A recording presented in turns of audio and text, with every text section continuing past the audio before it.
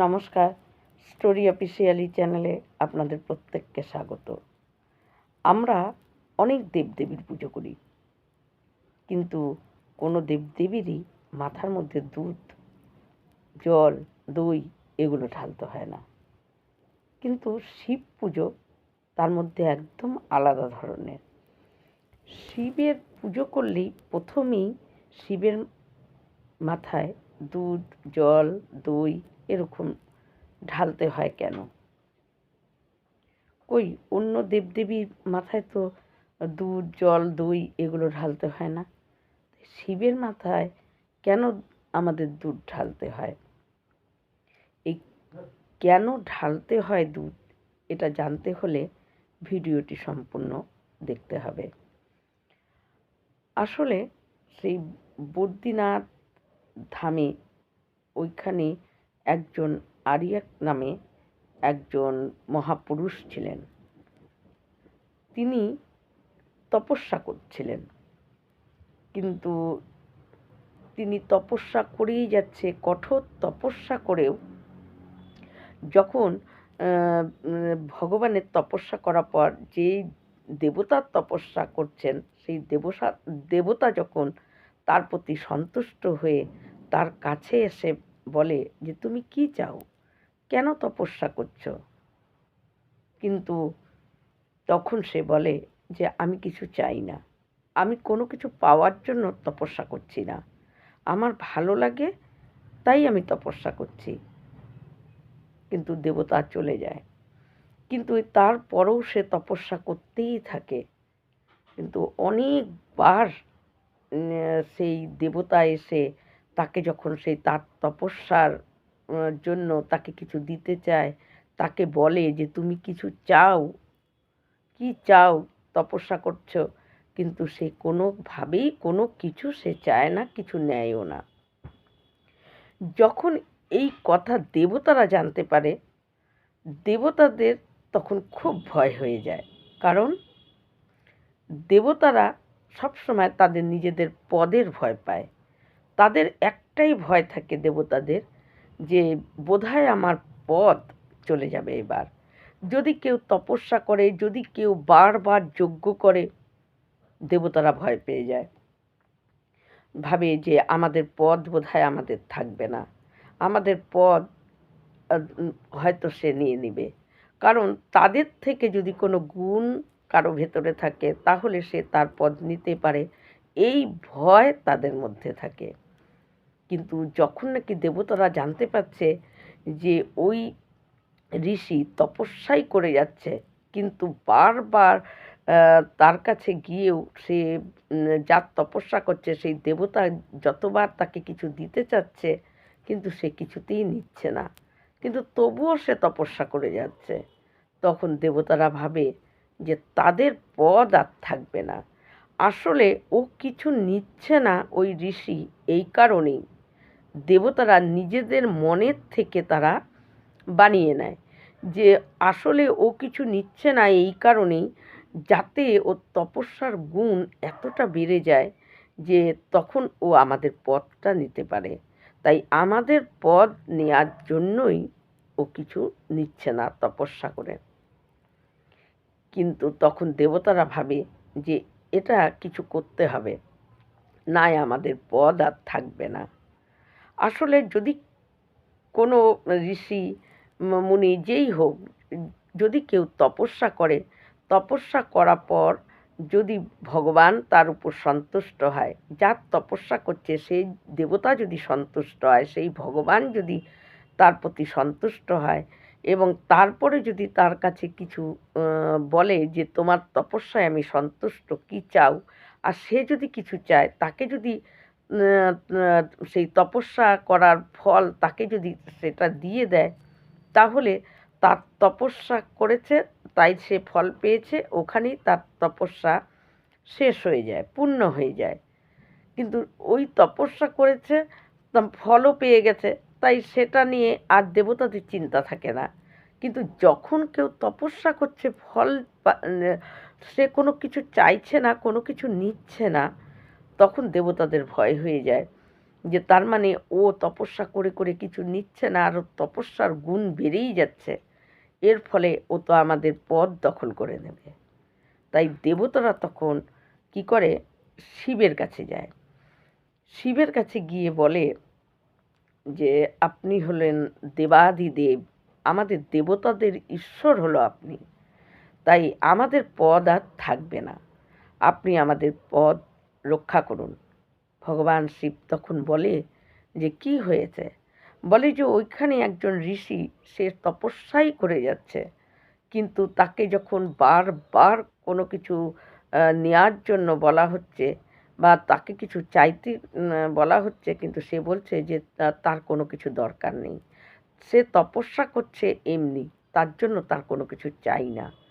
কিন্তু সে আসলে এটা তার তপস্যার ফলে যে দেবতার তপস্যা করছে সেই দেবতাকে এটা বলছে, আসলে ওর মনে এটাই আছে যে ও তপস্যা করে করে ওর নিজের গুণ এতটা বাড়িয়ে নেবে যে পরে আমাদের পদ দখল করবে। তাই আমাদের পদ নেওয়ার জন্যই ও কোনো কিছু নিচ্ছে না, তাই আপনার ওর তপস্যাকে বন্ধ করতে হবে। তখন ভগবান শিব বলে যে ও তপস্যা করছে, করুক না, এতে কি আছে। কিন্তু দেবতারা তখন শিবকে বলে যে আপনি দেবতাদের ঈশ্বর, আপনি দেবাদিদেব মহেশ্বর, আপনি কিছু আমাদের জন্য করুন, নাই আমাদের আর পথ থাকবে না। তখন ভোলানাথ ওই দেবতাদের কথা শুনে কি করে, ওইখানে বদ্রীনাথ, ওখানে ভগবান ভোলানাথ সেখানে যায়। আসলে ভোলানাথ এইরকমই, তিনি মানে সাদাসিধে, তিনি অতটা বিচার করেন না। শ্রীমদ্ভাগবতে আছে যে এই ভোলানাথ নিজেই বর দিয়েছিল ভস্ম অসুরকে, এবং পরে সেই অসুরই শিবের মাথায় হাত দিতে চায়। মানে এমন ভোলানাথ কোনো অতটা গভীরে গিয়ে বিচার না করেই তিনি অনেক সময় এমন আশীর্বাদ, এমন বর দিয়ে দেয় যে পরে সে নিজেই বিপদে পড়ে। এরকম অনেকবার ভোলানাথের সঙ্গে এরকম অনেক কাহিনী আছে। আসলে ভগবান ভোলানাথ তিনি খুব সরল, তিনি খুব অল্পে সন্তুষ্ট হয়। আর তাই তিনি কি করেন, যখন নাকি সমুদ্র মন্থন হয় তখনও কিন্তু তিনি, যখন ওই সমুদ্র মন্থন, একদিকে দেবতারা একদিকে দানবেরা যখন সমুদ্র মন্থন করছিল, কিন্তু সমুদ্র থেকে ভালো ভালো জিনিস যখন উঠে আসছিল, দেবতাদের মধ্যে কাড়াকাড়ি লেগে যায়। কিন্তু সেই সমুদ্র মন্থনে যখন কালকূট বিষ এসেছে, তখন কিন্তু সব দেবতা পিছিয়ে গেছে, কেউ নেবে না। তখন ওই ভগবান শিব তিনি আছেন, ওই কালকূট বিষ রাখার মতন এই পৃথিবীতে কোনোখানে জায়গা ছিল না। তখন ওই ভগবান শিব তিনি সেই কালকূট বিষ তার কণ্ঠে ধারণ করেন, এবং ওই কালকূট বিষের যে জ্বালা যন্ত্রণা সেটা ভগবান শিব নিজে গ্রহণ করে এই পৃথিবীকে রক্ষা করেছেন। ভগবান শিব যখন কালকূট বিষ তিনি পান করেন, তখন তিনি কণ্ঠের থেকে নিচে নামাতে পারছিলেন না, কারণ তার হৃদয়ে রাম আছে, রামের কষ্ট হবে। মুখ থেকে তিনি ফেলতেও পারছিলেন না, তাহলে পৃথিবী জ্বলে পুড়ে শেষ হয়ে যাবে, পৃথিবী নষ্ট হবে। তাই তিনি সম্পূর্ণ ওই কালকূট বিষের যন্ত্রণা জ্বালা তিনি নিজে কণ্ঠে ধারণ করে তিনি সেই কষ্ট নিজে গ্রহণ করে পৃথিবীকে রক্ষা করেছেন। এই ভগবান শিব তিনি এরকমই, তিনি সমস্ত যখন এই রকম কাজে তিনি নিজের কষ্টটাকে নিজে, তিনি যখনই কষ্টের কোনো বিষয়, তিনি নিজের সেই কষ্টটাকে নিজের মধ্যে ধারণ করে রাখে, করেও অন্যকে রক্ষা করে। তাই ভগবান শিব ওই দেবতাদের পথ চলে যাবে এই কথা ভেবে সেই শিব ওখানে যায়, গিয়ে তখন দেখে সেই আলিয়াক ঋষি সে নেই। তখন সে হলো ওই পূজার সামগ্রী কেনার জন্য সে কোথাও গিয়েছে, কিন্তু তখন ভগবান শিব বলে দেবতাদের, কই ওই ঋষিকে তো দেখতে পাচ্ছি না। তখন দেবতারা শিবকে বলে যে আপনি এক কাজ করুন, ওর যে ওই ছোট্ট কুঠির আছে আর যেখানে তপস্যা করে ওই জায়গায় আপনি নষ্ট করে দিন, আপনি ওর কুঠিরটিকে পুড়িয়ে দিন, তাহলে ও আর তপস্যা করতে পারবে না। শিব ইচ্ছা না থাকলেও দেবতাদের কথা শুনে শিব কী করে, তার কুঠিরটিকে জ্বালিয়ে দেয়, দিয়ে শিব তার জায়গায় চলে যায় এবং তারাও তাদের জায়গায় চলে আসে। কিন্তু যখন ওই ঋষি এসে দেখে তার ওই ছোট্ট কুঠির, যেখানে নাকি তিনি থাকতেন আর যেখানে তিনি তপস্যা করতেন, সমস্ত জায়গা নষ্ট হয়ে গেছে, মানে পুড়ে গেছে, তখন সেই ঋষি মনে মনে ভাবে, কই আমি তো কারো কোনো বিপদে, আমি তো কারোর কোনো ক্ষতি করিনি এবং আমি তো কোনো কিছু করিনি, তাহলে কে এমন এটা করলো যে আমার তপস্যার জায়গা, আমার ওই ছোট্ট একটা কুঠির সেটাও জ্বালিয়ে দিল কে? তখন সেই ঋষির তার মনের মধ্যে একটু রাগ হয়ে সে তখন বলে যে, যে আমার কুটিরে আগুন লাগিয়েছে তার বাইরের থেকে তার শরীরে আগুন লাগবে না, কিন্তু তার আগুনে পুড়লে যে যন্ত্রণাটা, যে জ্বালাটা, যে কষ্টটা তার ভিতরে ওরকম জ্বলবে। তখন ওই ঋষির ওই অভিশাপ দেয়। কিন্তু ভগবান শিব, তার ক্ষমতা ছিল বা তার ক্ষমতা আছে যে ওই ঋষির অভিশাপ তার উপরে যাতে না লাগে, সে সেই ক্ষমতা ভগবান শিবের আছে। কারণ ভগবান শিব, কার অভিশাপ তার লাগতে পারে? তাই কিন্তু ভগবান শিব তখন মনে মনে বিচার করে যে আমি যদি ওই ঋষির অভিশাপটা আমি ভিতরে যদি না ফলে, আমার উপরে যদি না ফলে, তাহলে ওই ঋষির উপরে প্রত্যেকে উপহাস করবে, তার সম্মান চলে যাবে, তাকে অনেক ছোট হতে হবে।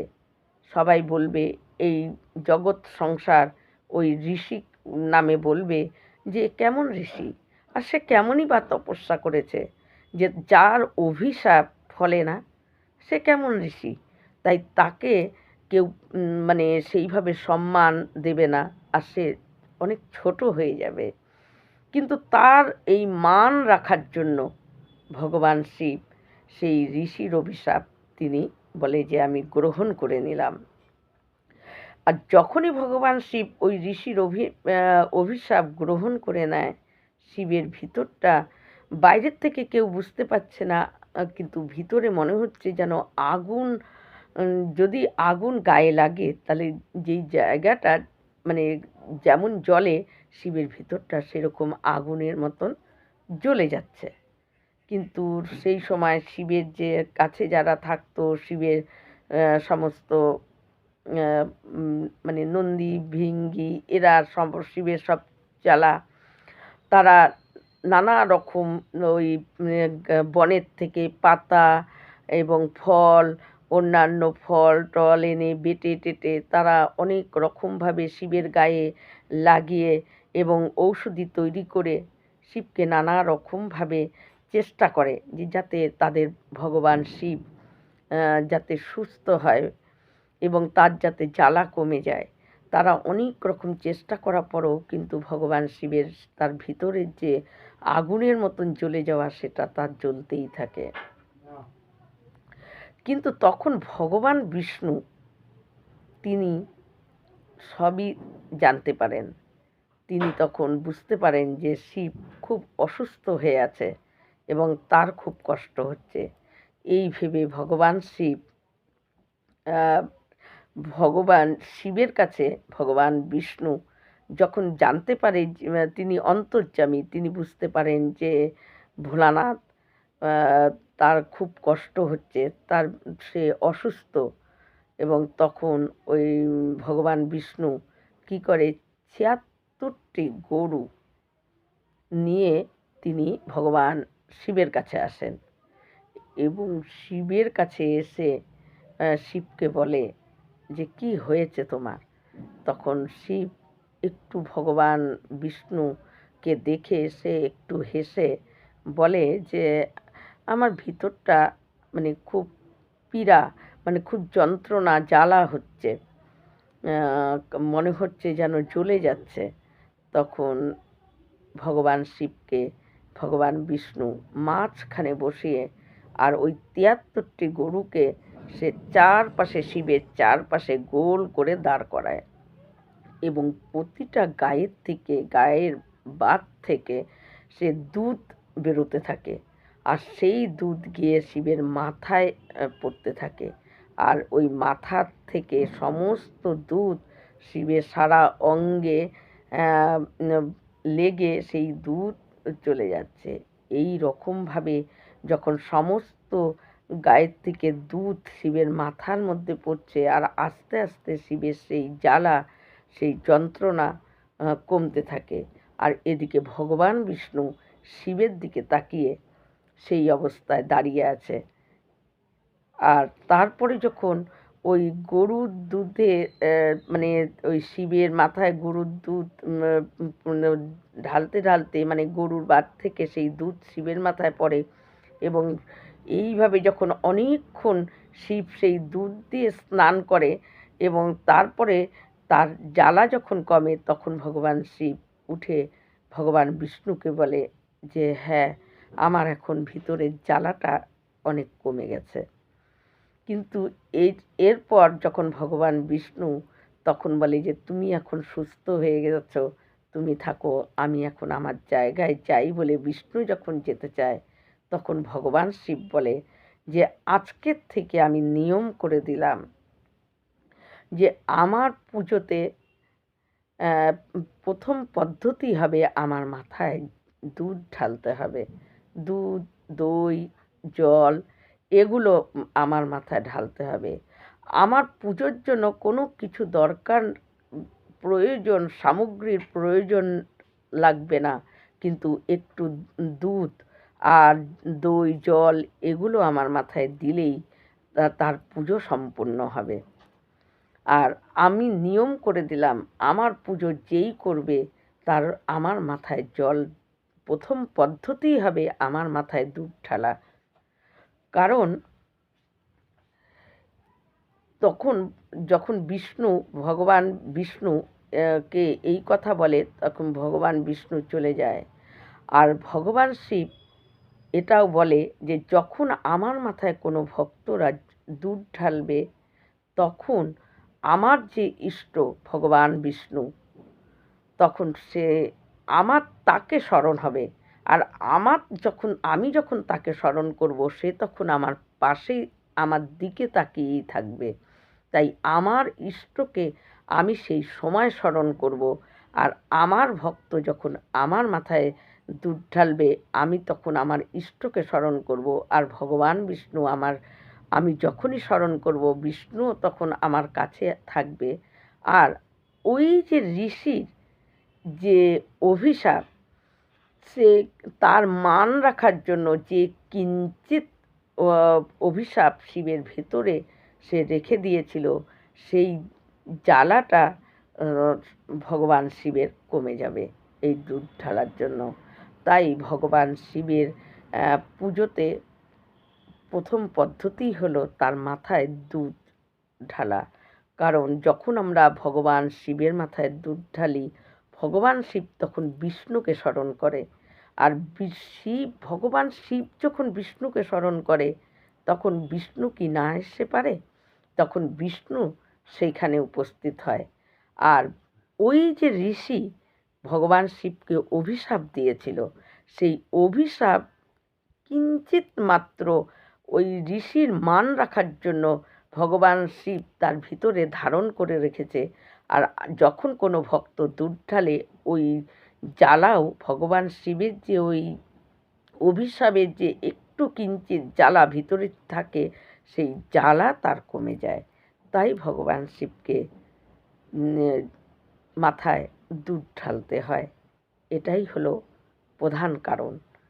আর ভগবান শিবও তার ইষ্ট ভগবান বিষ্ণু তখন চলে আসে। তাই যে কোনো ভক্ত যখন শিবের মাথায় জল ঢালে বা আমরাও যখন ঢালি, তখন ভগবান শিব নিজে বিষ্ণুকে স্মরণ করে।